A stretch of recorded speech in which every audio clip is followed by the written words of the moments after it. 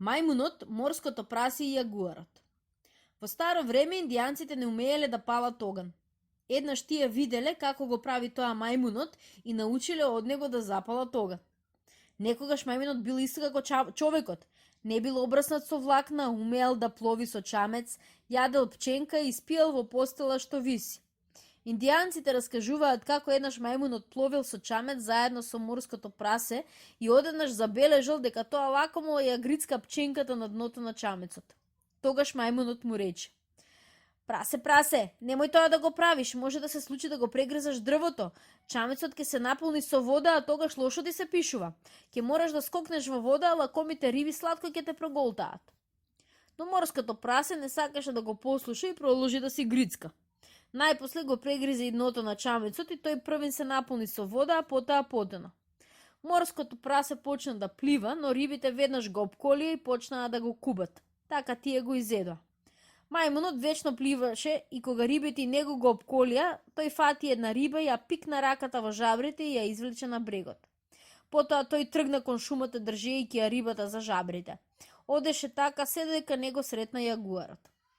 Здраво, пријателе, рече јагуарот. Сигурно си ја уловил таа риба за нас двајцата за да се нагостиме. Мајмунот одговори: Така е, пријателе, оваа риба ја улови за нас двајцата за да се накркаме. Тогаш јагуарот рече: Добро е што си ја уловил рибата, но каде да најдеме оган да ја испечеме? Мајмунот покажа кон сонцето што заоѓаше за шумата и рече: Еве оган, ти, пријателе, потрче по него и стигни го за да можеме да ја испечеме рибата. Тогаш сонцето на крајот на шумата го распна својот пламен чадор. Јагуарот рече: Каде е огнот? Не го гледам. А мајмунот му одговори: Погледни таму како се разгорел оган, зар не гледаш колку е црвен? Оди по него.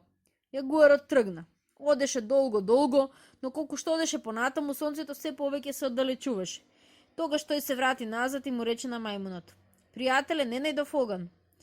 Но мајмунот одговори: Погледни како пламти и блеска. Трчај пак и потруди се овој пат да стигнеш до местото каде што гори огнот.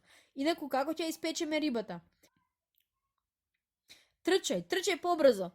И јагуарот повторно отиде да бара оган. Кога веќе доста се оддалечи, мајмунот скрши суварки, почна да ги трие едно од друга и доби пламен. Потоа запали суви гранки, на жарот ја испече рибата и ја изеде. Коските од рибата ги запрета во пепелто на згаснатиот оган и се качи на едно дрво.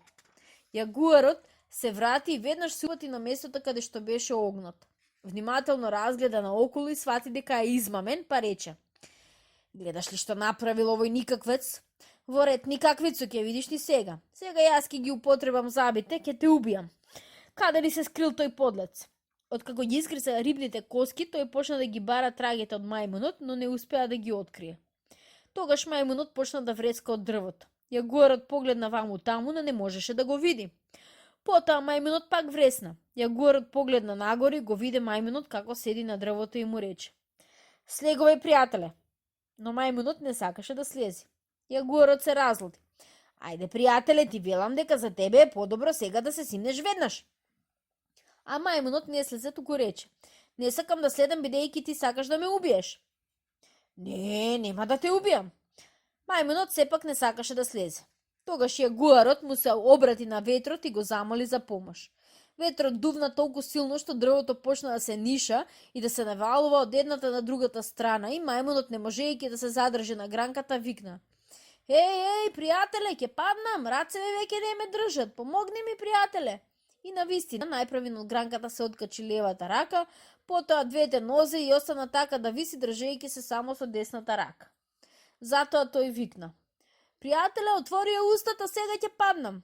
Ветрот толку силно го тресеше дрвото, што тој навистина веќе не можеше да издржи и најпосле се откачи од гранката. Додека паѓаше, успеа да му дофрли на јагуарот: Пријателе, брзо отвори ја устата, паѓам. Јагуарот ја рашири муцката, а мајмунот влета право во неја и додека да трепнеш, се лизна право во стомокот на својот пријател, додека пак овој залудно се оближуваше, обидувајќи се да го почувствува мајмунскиот вкус. Потоа јагуарот, тетравејќи се, тргна кон шумата со мајмунот во стомокот и квичејќи од болка. Му беше се полошо и полошо, бидејќи мајмунот во неговиот стомак стануваше се понемирен. Цело време се вртеше и одеше ваму таму. Јагуарот рече: Пријателе, смири се малку, би требало помалку и побавно да се движиш, ти велам, побавно немој да се вртиш. Тогаш се случи нешто речиси неверојатно. Мајмунот го симна камениот нож што го носеше врзан околу вратот со една врвца и со него почна да му го сече стомокот на јагуарот. Сечеше и најпосле сосем го распара. Јагуарот падна издивнувајќи, а мајмунот мирно си излезе надвор.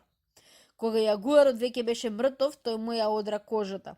Ја исече на тенки ленти и како украс си го заврза околу вратот. Потоа тој тргна на лов. Набрагу сретна еден другар јагуар кој продорно го погледна и му рече: "Гнасен мајмуне, сега ќе те убијам." Но мајмунот гордо му викна: "А, тоа го сакаш, пробај, ајде уби ме. Еден јагуар исто така сакаше да ме убие и погледни што му се случи." Тој покажа на својот врат, каде што се ногеше герданот од јагуаровата кожа. Јагуарот се стресе и не само што не го нападна мајмунот, туку побегна колку што можеше побрзо.